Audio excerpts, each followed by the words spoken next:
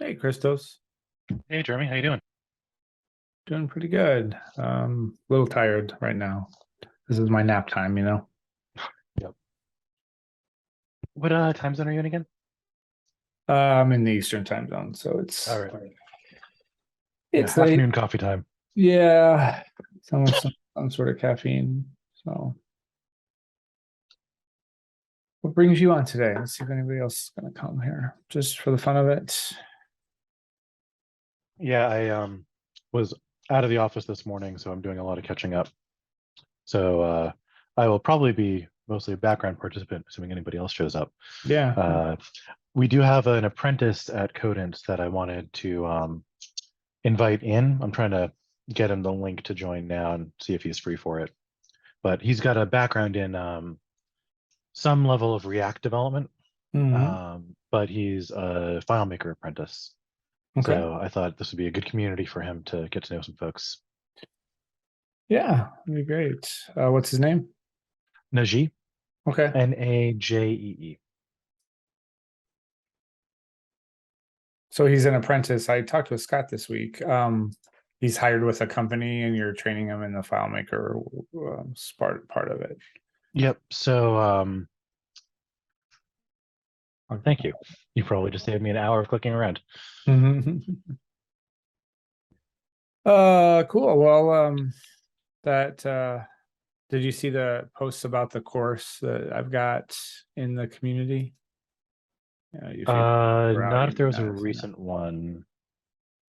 Yeah, here I'll show you while we're here. Yeah, please. It's more let's see here. Hold on, let me get that going. Quit that. Um, okay, so let's try this again. All right, so I have in my community now, it's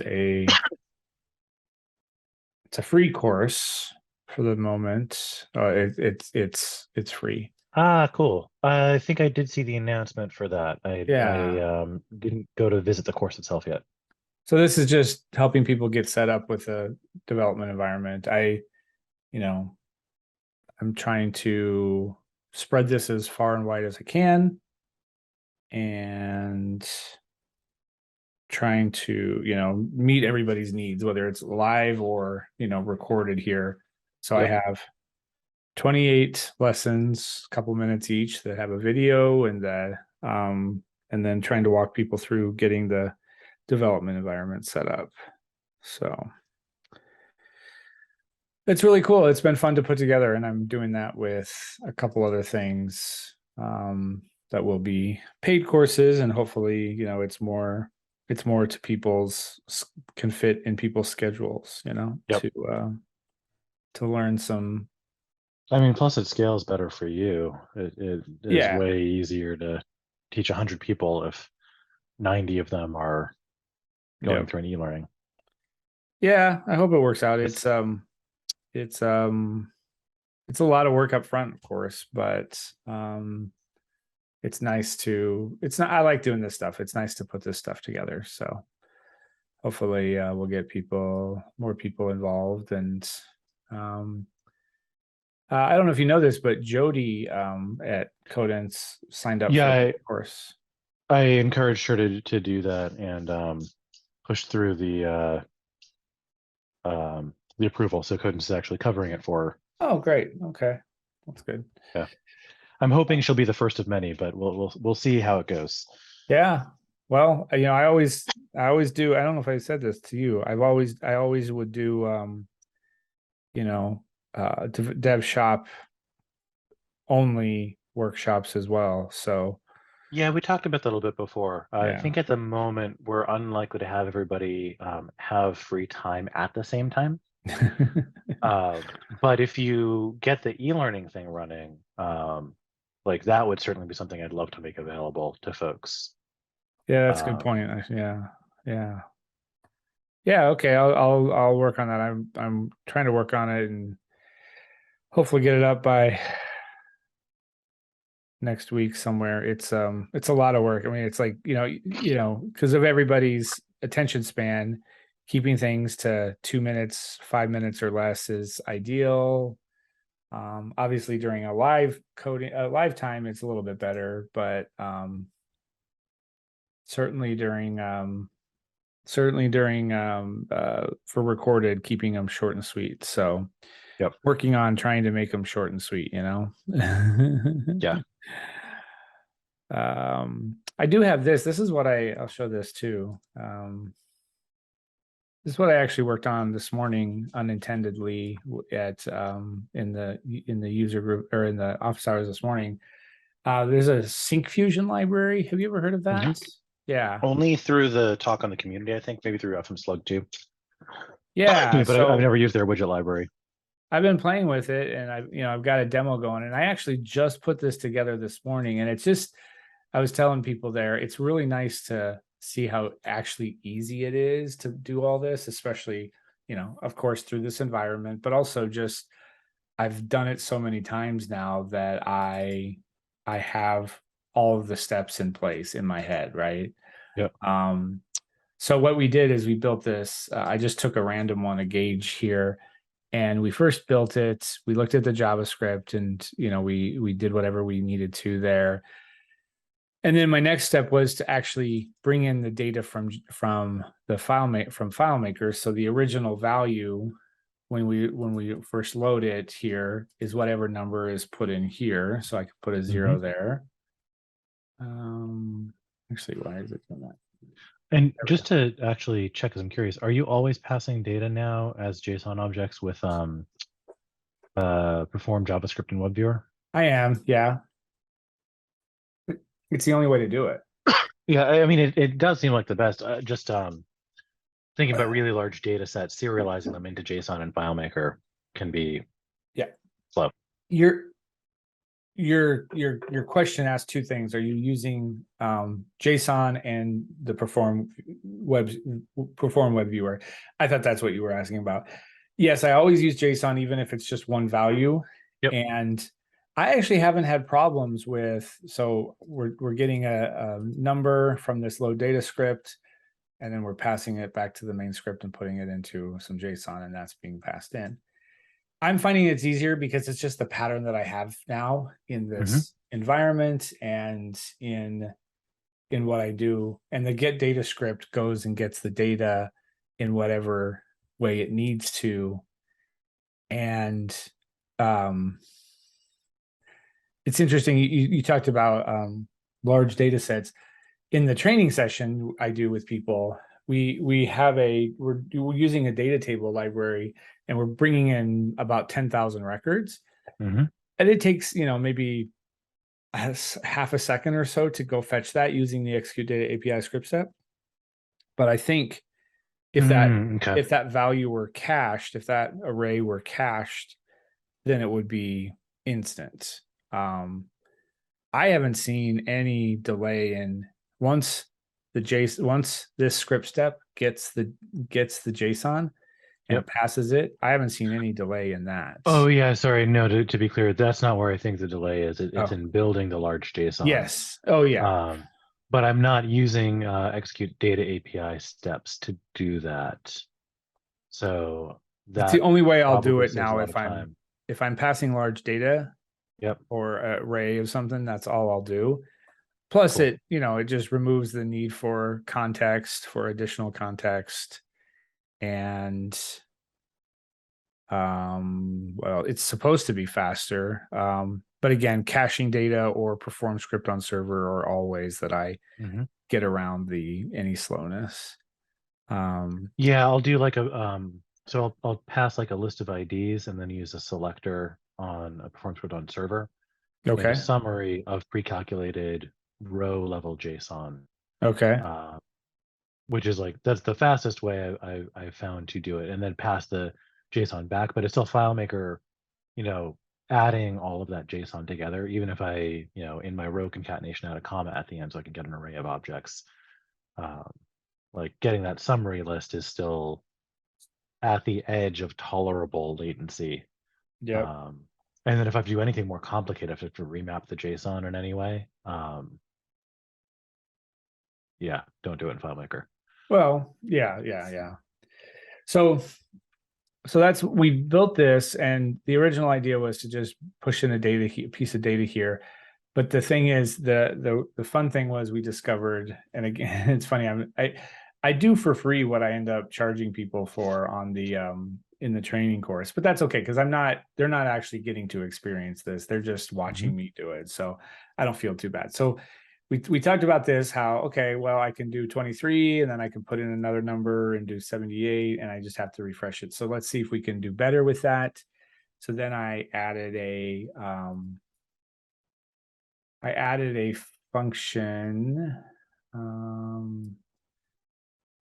I added a script trigger to this, so I could put in, 23, and as soon as I go out, it's doing something else. But the idea was that I could write a function here that taps into the circular gauges API to set a new value without having to refresh it. And do you have a JavaScript function as a receiver inside your widget? That's right. It's right here. Yeah. Update value. Sorry, I'm not seeing that. Oh, you're not seeing my screen? I'm only seeing your JS dev FileMaker. Here, let's try something else. There we go. So okay, yep. This update value function. Yep. And then I was like, that's cool, but let's try some interval stuff. Let's try to go fetch new data. So I built another function called get random value from FileMaker. It runs this function here. That function itself goes and gets a random value and then passes it back in. Nice. Causing this function to run, to update it. And then I put all of that in an interval, a set interval, and then I put it all on a button. So I can get this button to refresh this, however fast I want it to be. So it was cool. Oh, God dang it. Sorry, you're not seeing that. Oh, sorry. Yeah, no, I'm still seeing FileMaker. Yeah. Or stealing your VS Code. So now, but I got the idea. Yeah. Now this is running, and then I can stop it and start it. That's just, it was so much fun to put this in. The idea was to, you're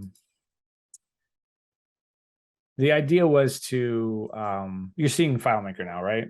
I am seeing FileMaker now. The idea was to show people that, we can use JavaScript here to go fetch new data and tap into the library's API to update the library, what's rendered without having to refresh it. Yep. So that was a lot of fun to put together. And it was sort of just like unexpected. So now I want to do that some more. Yeah, I've actually got an application. So I think this might have come up before.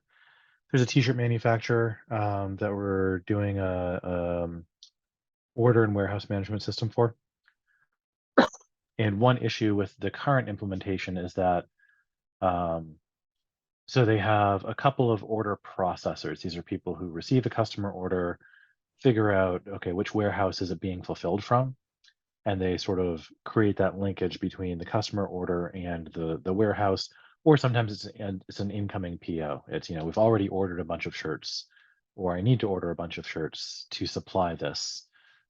So the demand from this customer is going to be met with a supply from this PO that we've placed with a vendor.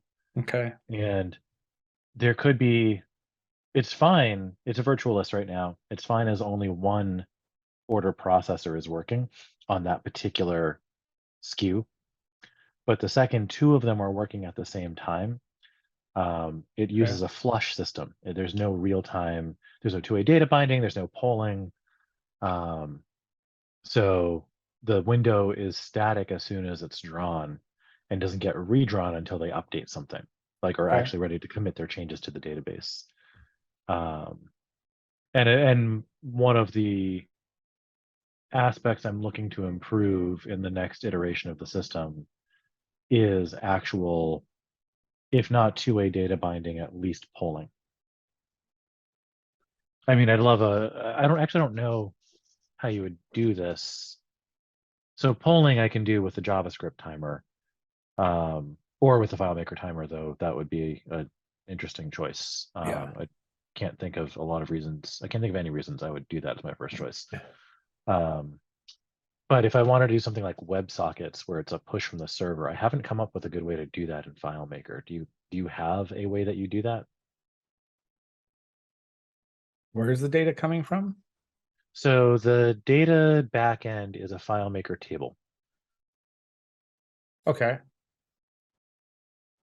But what would happen is somebody else would make some changes. So there'd be an allocation table. And then one of the things on the allocation is the SKU. And another is the sort of the number that you're allocating. Energy. Hey there. Hey, how you doing? Doing good. Good to see you. Good to meet you. I'm Jeremy. Nice to meet you, Jeremy. So I was just telling Jeremy a little bit, Najee, well, a ways back, I was letting him know that you were an apprentice at Codance, and it was really exciting to have someone with React experience and web development skills, and that you were just working on sort of the FileMaker end of things. And I think that's something Jeremy can relate to very much. Yeah. Cool. Maybe a little bit on the other way too, but and then I was talking about on massive prints. So there's a dashboard, I guess you could call it, or there's an application. There's a single page application that's built as a FileMaker virtual list. It's very static.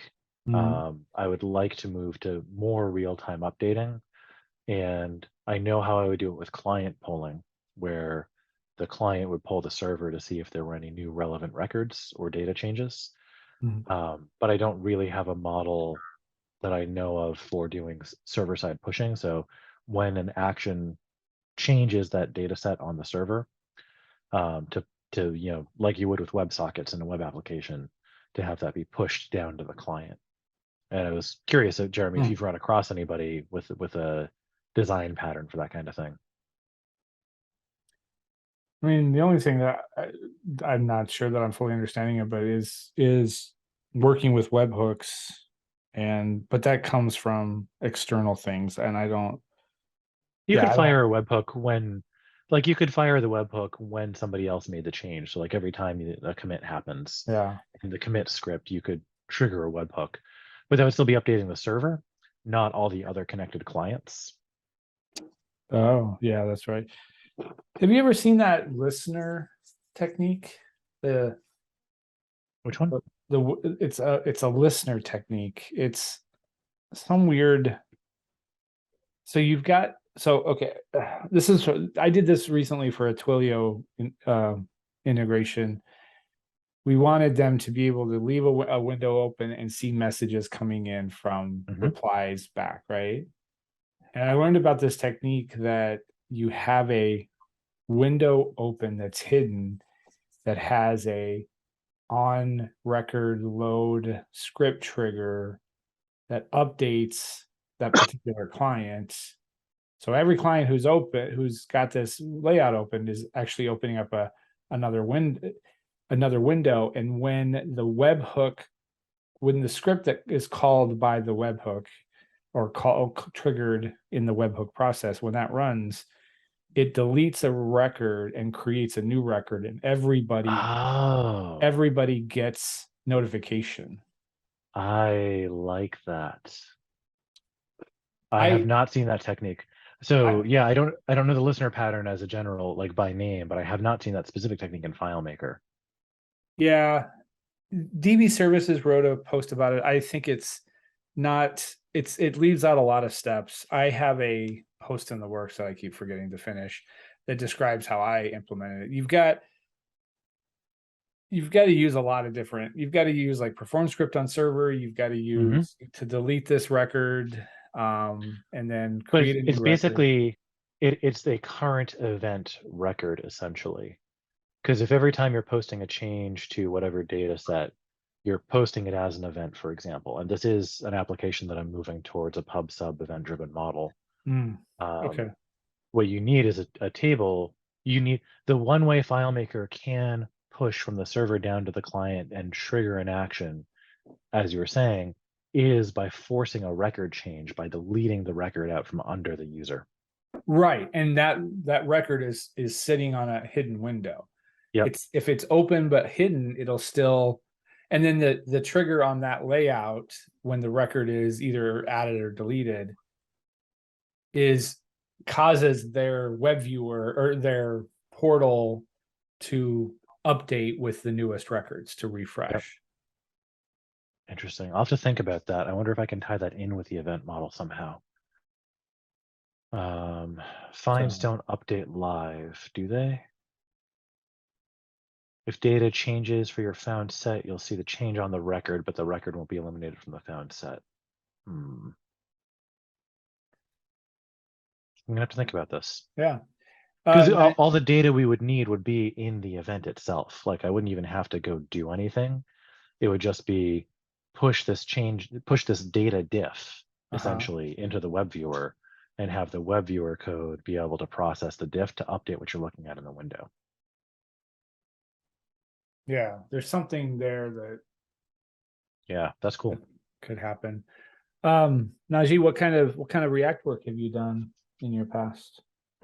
So I'm a I don't know if you know the background. I'm a boot camp graduated from General Assembly about 6 months ago. So nothing professionally with React. I don't know if you got the time or if this is the place, but I can show you some probably the farthest I've gotten with the React app. And that's for me, that's the easiest way to talk Yeah, about I'd love to see it. We are recording this and I do post it on my YouTube channel. So whatever you got, don't make it too confidential if that's the thing. I can always pause the recording if you feel like there's something in there. I don't think it'll be an issue.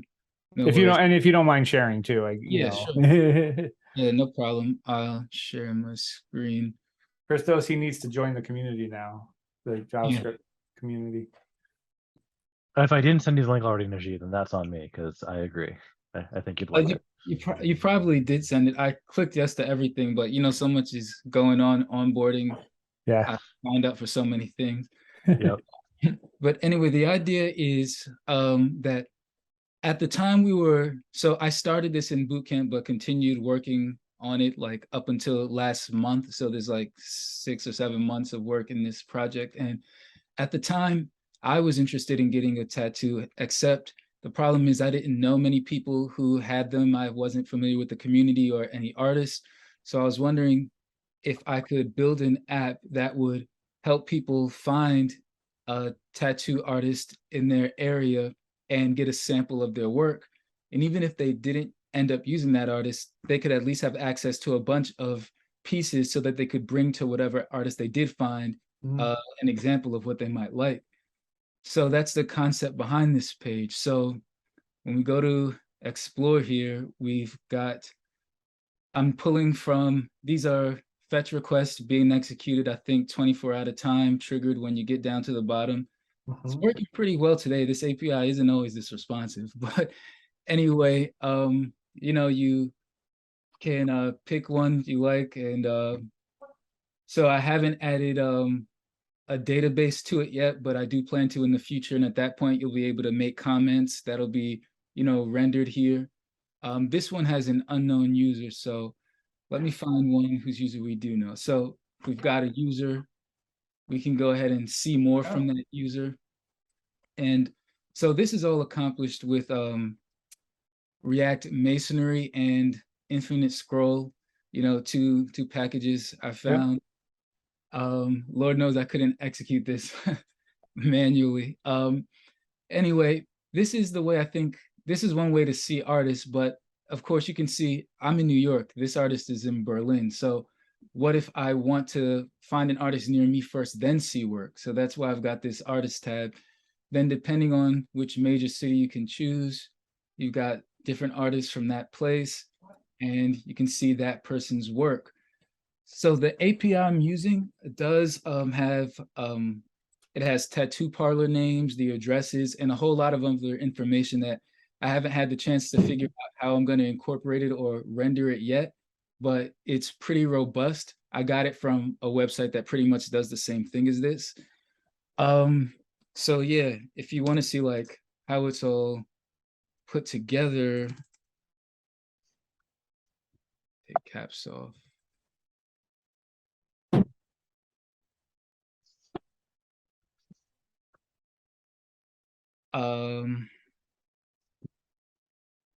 So the reason I have a backend here is because initially, before I was pulling from the API, I was using a database of made up artists and pictures. But right now this is a completely front end React app. But again, like I said, I am going to add in a backend because I'm going to have a database which is going to have user data so people can save, their favorites and things like that. But right now this is doing nothing. So the React front end is really composed of just 4 pages, 5 if you count the main landing page.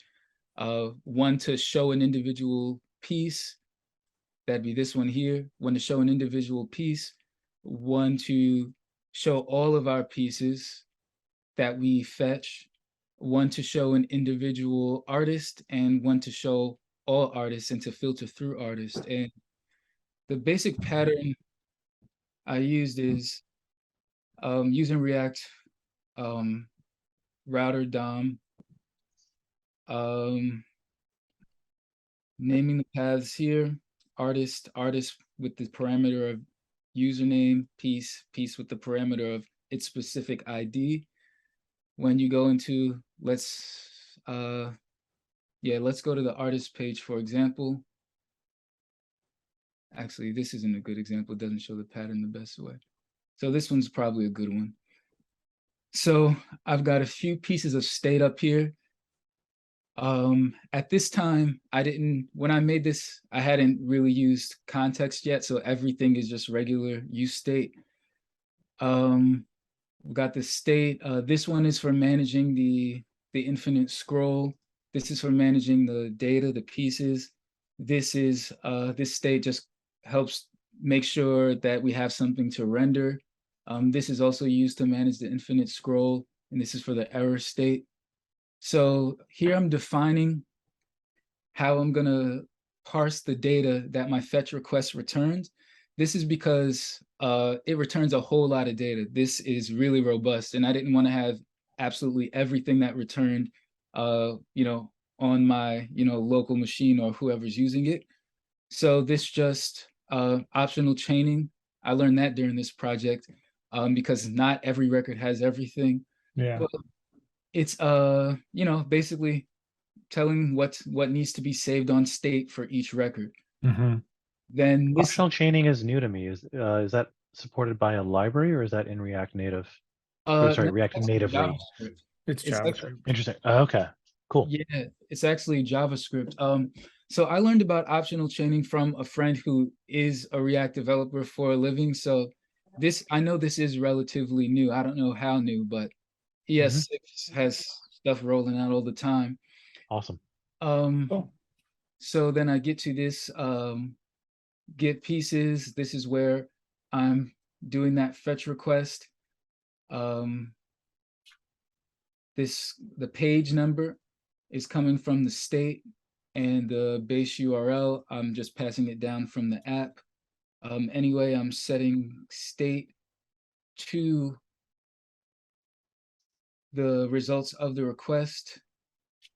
And if it's not the first request, I'm adding it on here using the spread to add it on to those pieces that were already there, so that so you can scroll back up and see what was there before. Cool. Yeah, so using this variable to render all of the pieces, again using links so that from React Router DOM, so that each piece will be a link to its own individual piece show page. This is a pattern I learned for this. Is loading state, there's an error state, and then what to do if nothing is returned. And these are those 2 packages I talked about, the masonry package and the infinite scroll. These are very, very easy to employ, and they make the project look good. So I really appreciate that. Yep. So I'm running a similar pattern in all of the pages to what I showed you here. And again, the next step is making users and creating a model and a database for users. which I just did for the first time in a different project. So I want to come back here and employ it here. And I want those users to be able to favorite pieces and artists so that they can, pull them up on command. So this is like my React magnum opus. This is the farthest gotten, biggest thing I've done with React. So if you want to know what I can do with React, this is probably the outer limit of it. Cool. Very cool. Yeah. This is a great capstone, man. Yeah, that's pretty awesome. I like Masonry. I haven't used the other one, Infinite Scroll, but Masonry is awesome. And yeah, you should never have to do that on your own anymore. Yeah, I never want to have to. Yeah. So very cool. Well, let me show you what my community is about. Because I'd love for you to be a part of it since you know JavaScript pretty well, right? From your Bootstrap times. Just one sec. Hold on one sec. So I used to work in FileMaker like 100%, and then I found that I wanted to just focus on JavaScript and FileMaker. So what I did is I left the company that I was working with and just built a community, built items around working with JavaScript and FileMaker. I've got a community of around 200 people now it's called JavaScript and FileMaker, and it's just a place to gather and talk about only that JavaScript, how we can build widgets like this for a FileMaker file. So, and that's what I'm interested in teaching people, because most FileMaker developers don't have the React experience or the JavaScript experience that you do, and so they need to know the quickest way to build something like this into their apps. And so that's what my goal is with this, is to teach people how to use it. And I've got like you're here with me in office hours. So we've got office hours every week. We've got a JavaScript Q&A that we do. And what I just put out there was a course on how to work with this, because what I'm doing is I've got this development environment. I've got VS Code on one side and FileMaker on the other side, and they're actually connected. If I go up here and I change the start angle to 180 and then refresh it over here, it renders what I'm coding over here. Right.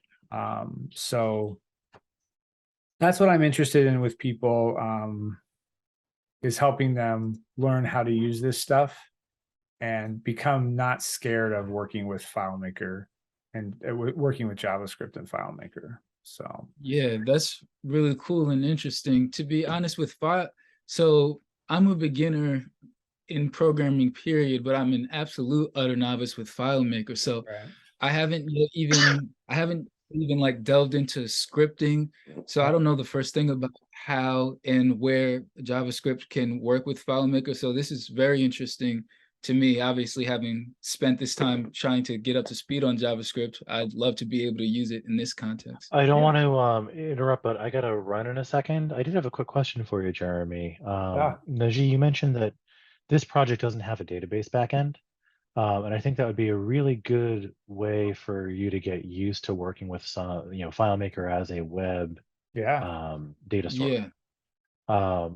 I don't know if there are any libraries that would simplify that process. So like, setting up the REST API is fine in FileMaker. But coming from the React side, Jeremy, are there any packages that you would recommend for simplifying or streamlining that interface?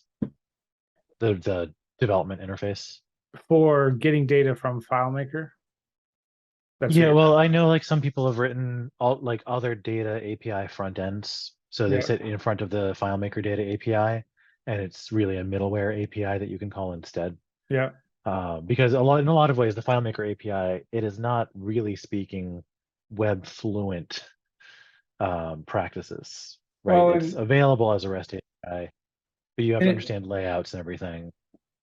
in a few projects, I mean, I'm using in every project that I've done, in every web app that I've done, I'm using Next.js, which I think you're not using Next in that particular project, I don't think, but using Next, using Tailwind, and we're using React Query to go fetch data. So it would still call the API through Next.js routing system, but it would request data from FileMaker. So that's probably the best way to do it. I think that's the way to do it. I don't know anything about any middleware, I haven't used any of that stuff. There are people like Louis from Clara's has I forget what it's called. It's called an API client. Proofgeist now has something similar where they have a connection. They have a connection between your FileMaker app and so that maybe that is considered middleware, but it's still using the data API to do it. And React Query is the library that will handle making requests. So that's what I would look at. When you're doing it, do you use something like, I think I've seen Louis' client. I haven't used it, but I think I've seen the repo. And I know like Better Forms, for example, Charles Delph's product has API, can act as an API middle layer. Okay. Have you ever found that to actually be very helpful? Like, have you wished, or have you just gone straight to the FileMaker data API? No, that's all I've done is used. So far, that's all I've only used Louis' version of it. I'm exploring Proofgeist's version of it, but so far it's only Louis' API client that I'm using. So cool, good to know. Najee, I sent you the link to my community. I would love for you to join. I gotta run, guys. Talk to you later. Okay, bye. There's actually a course in there, setting up the JavaScript development environment. It might be something that you could go through. It's free. It's just really quick, but it teaches you how to set up a connection between FileMaker and the VS Code app that you're running. So you should check that out. All right, cool. Thank you. I will check it out. I'm signing in right now to see if I joined the page already. I probably did. All right. All right. Thank you, man. I'll sign up. Very nice to meet you, Jeremy. Yeah, good to meet you. I look forward to seeing you in the community and such. All right. All right. Have a good one. See ya. Bye-bye.